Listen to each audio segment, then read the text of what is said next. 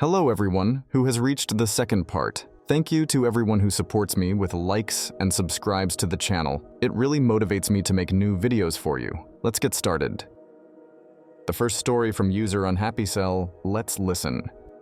I, 24 female, got married very recently to my husband, 28 male. About a year before we got married, we purchased our first home. We did extensive renovations on the house and put a lot of thought, time, care, and money into it. It is our dream home. Sanctuary, a forever home we don't plan to let go of. My cousin 33 female recently got engaged and is going to get married this year. She and I are very different in personality, so we have never been close. Our families, however, could not be closer. Her dad and mine are brothers. Some background, she and her husband 33 male both currently live with their respective parents. She was pursuing a nursing degree but left the program. She is not working right now. Her husband works. I don't know how much he makes, but it's an average income job. I mention this because they want to throw a big, extravagant wedding. I have my personal opinion about this, but I also understand that my opinion doesn't matter. It's their wedding, their life. I have never voiced anything other than a congratulations on the engagement. The issue is when there is an expectation that families should help them achieve this. I eloped with my husband. And while we didn't have a public wedding, we did throw an intimate reception on our new property. We live in a very quiet, scenic rural area on a small acreage. It is private and thoughtfully landscaped. We have a natural pond, and our property is surrounded by the woods. We chose not to disturb the land around us too much, so some of the property line is in the woods. All this to say, it's not a lot of space as it seems when I say acreage. And also to say without a doubt, it made for a very nice outdoor venue. I understand the appeal, but the key difference is we had small wedding reception. My cousin wants a big 80+ guests one. Still, I decided to hear my cousin out. I didn't know at the time how big she wanted her reception to be. I was placed under the impression that it would be like ours. I invited my cousin over and she and I talked about how I set up my reception. I gave her kind of an outline she could use, including all the catering, decor, florists. I made her a meticulous package on Google Docs and shared it with her. She seemed to agree with everything I was saying with a smile. I told her my husband is away for 3 weeks and I will be gone for a week as well. And if she wants, she is welcome to do some planning, just give me a heads up. I always give my mom access to my home just in case. Especially since both my husband and I travel a lot. My mom texted me if my cousin can come in with someone to plan seating arrangements outside, and I told her as long as my mom is present to oversee, they can come. That's when I learned through my mom that she's planning an 80+ guest wedding and extending the reception into our house, which I explicitly said in person and in my Google Docs is off limits. My mom told her she cannot tour with the organizer the inside of the home that the owners have not given permission. This upset my cousin. When the organizers left, she became very upset and stormed out on bad terms. Her mother then called my mother to complain ruthlessly about me. I just got back today, and I'm told I'm being accused of being spoiled and selfish and small-hearted. None of these accusations feel warranted. I talked to my husband about what happened, and he told me the bride and her family are being disrespectful toward me, and as such, they do not deserve to host in our home altogether. He said he would revoke the invitation himself. I told him, let me think about it, how to best proceed. Would it be wrong to go back on my word and tell her I can't host her reception? It will cause her problems, but it's not my problem. Here is where I feel a bit asshole. Author edited the story. They are now offering to cut down the guest list, but I feel like the trust is no longer there, and their sudden animosity towards me makes me hesitant to put my home and self-respect at risk just to appease extended family members. I don't believe they will follow through with their promises or honor the boundaries I've set. I feel like I was misled under false pretenses into agreeing in the first place. Author update the story. We have a carriage house next to our main house. In between the two buildings is a courtyard. The reception would have been held in this courtyard, as well as in the carriage house for an indoor or outdoor feel. The weather where we live is not an issue. My husband was even going to string market lights between the two buildings. We have a very large, finished bathroom in the carriage house that would have been for the guests. I was also going to utilize the mudroom of the main house, which has another bathroom for guests with easy access from the courtyard. The mudroom has good separation from the main part of the house, mostly by a large breezeway. We have a long drive that leads to the house, so parking would have not been an issue either. All this to say, the setup would have been perfect for a small reception. We would have thoughtfully taken care of it all. We had no issues when my husband and I hosted our own wedding reception. I love hosting and went into this genuinely happy to host, but it was always based on the understanding that my cousin's reception would be the same size or scale as ours, small and intimate. She never corrected me when I explained capacity. I sent her my notes and stuff from my reception. It had seating plans too. I think she always had the intention of securing my home as a venue and then doing what she wanted with it, hoping to get it done in my absence. When she realized my mom would supervise her visit to my house while I was away, her plan fell apart and landed us where it did. After my mom caught my cousin trying to arrange seating for guests way over the approved capacity, my cousin's family started to slander me for shutting her ideas down. I got called a lot of things. I am absolutely not.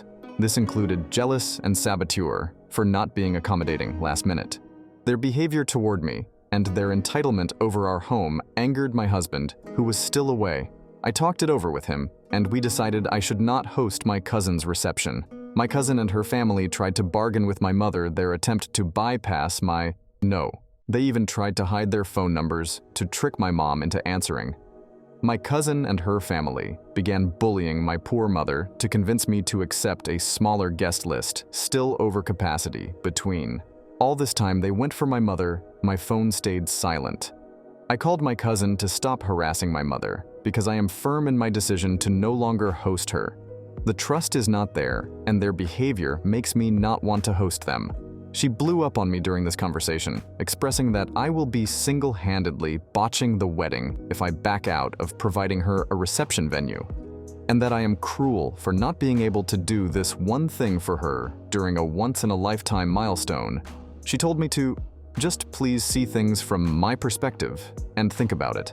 I told my husband I am tired of the cousin and her family not taking my no for an answer. I have been respectfully direct, but they keep trying to persuade me. And it's very exhausting. I know they are only saying things to get me to say yes, but they will likely not honor any of it. He said he will take care of it. He called my cousin and told her we will not be hosting her, and her disrespect towards me will also not be tolerated. He told her I was always clear on capacity, and the tantrum she and her family are throwing is because they hoped to trick me into allowing a bigger reception than I approved.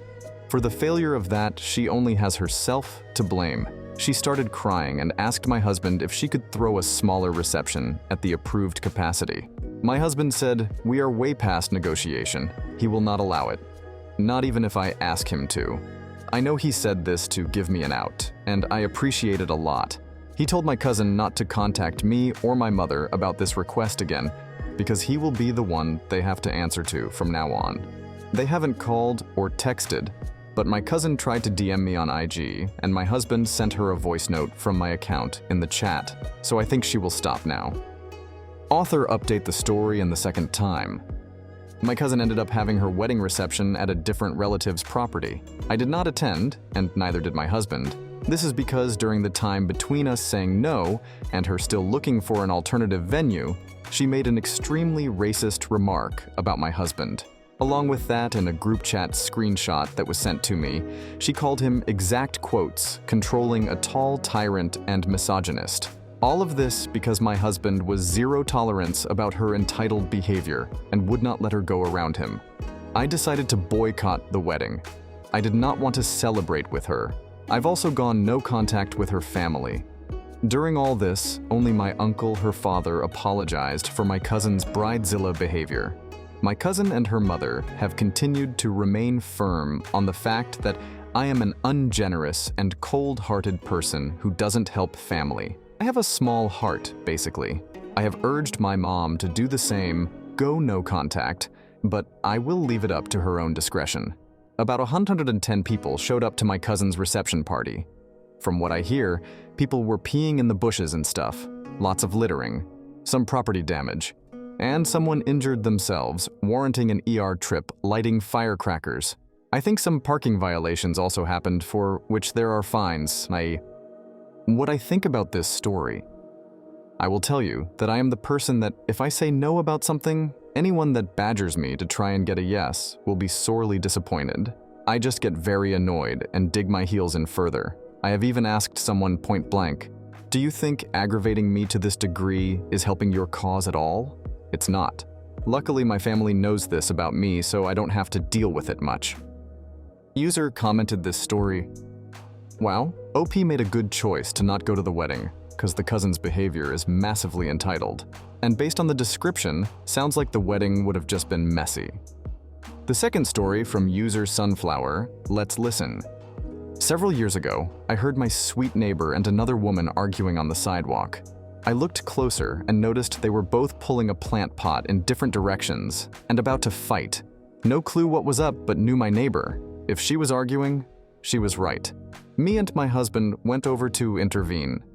My husband wanted to help make peace. Me? I was going to help my neighbor, no questions asked. Why the argument? The other woman was a new neighbor. Our nice neighbor noticed her plant pots were missing and were in the new neighbor's yard. Yep, new neighbor had stolen nice neighbor's plants, plant pots and yard decor, and decorated her yard with it. My nice neighbor had hand-painted several pots that were in her yard. Thus, they were easy to identify as hers. We all walked over to the new neighbor's yard to get our other neighbor's stuff back. When we got to the new neighbor's yard, we noticed several things looked both weird and very familiar. Oh yeah, and the new neighbor had called the cops on us, or at least someone did. Anyway, the new neighbor had planted patches of different types of grass all over the yard in a checkerboard pattern. As well, mismatched shrubs and flowers. I looked at our house a little closer. Yep, we were missing grass patches from the side of the house and one of our shrubs. When the police arrived, the new neighbor was adamant the plants, pots, grass, shrubs, and yard decor were hers. She informed the cop she dug them up from other yards in the middle of the night and planted them. Yep, she claimed, finders keepers. Didn't quite work out. My nice neighbor insisted on pressing charges for petite theft and destruction of property. We just dug up our grass patches and replanted them. Some of them even survived it. Nosy neighbors kept walking by after the new neighbor was arrested. As we were digging things up, we explained why to them. Neighbors kept recognizing their stuff from her yard. One neighbor asked if we'd seen a picnic table as his was missing. We hadn't thought to check the backyard. Yep, picnic table and a yard full of her finders keepers haul. She moved pretty much right afterward. We didn't miss her. Author edited the story. For those pointing out that it's petty and not petite theft, thank you. However, petite theft is correct by Florida law. Yes, this happened in Florida. It might explain a lot. Florida law section 812.014. Petite theft is defined as when a person steals property from a person or business valued at less than $750. That what I think about this story. In the first Guardians of the Galaxy, at the end, Rocky Raccoon is asking if he can take someone else's ship. One of the other characters says, no, that would be stealing. But Raccoon says that he wants it more. I always think of that when I read these stories. Thief, but I want it more. User commented this story. This can be true, but it's actually dependent on your state and local laws and rules. State, county or township, village or town, and development or HOA regulations all apply. Their definitions of trespassing, garbage, and discarded items may differ. Sometimes they contradict each other. It can get confusing. Curtilage is usually a gray area, but sidewalks, if applicable, and the street, or bordering on the street or on the curb, are usually looked at differently by the law because of the public easements and sanitation disposal. More on this later. If you have sidewalks and place the discarded items on the side of it closest to the street, the items are usually considered discarded and up for grabs. The same is usually true if there are no sidewalks and the discarded items are in plain view at the edge of the property. not less than a foot or so onto the property. If that's the case, some locales require you to put a sign on the items saying that they are free. It is okay to take them, or that they are available for whoever wants to take them. On the other hand, when a garbage can is placed outside for garbage pickup, it and everything inside of it are usually still considered to belong to the owner of the real property it's placed outside of. This is why picking through garbage is usually illegal. The items inside the garbage cans are reserved for pickup by sanitation services only via a contract with the locale, community, or HOA. Because the garbage can is considered an extension of your property, its placement is the key factor in letting sanitation know that it's to be taken away. If someone takes something from your garbage can, it's usually considered both stealing and trespassing. Thanks to everyone who watched to the end. Unfortunately, that's all for today. But tomorrow, I will definitely come back with new stories. Thanks to everyone who supports me. I love you.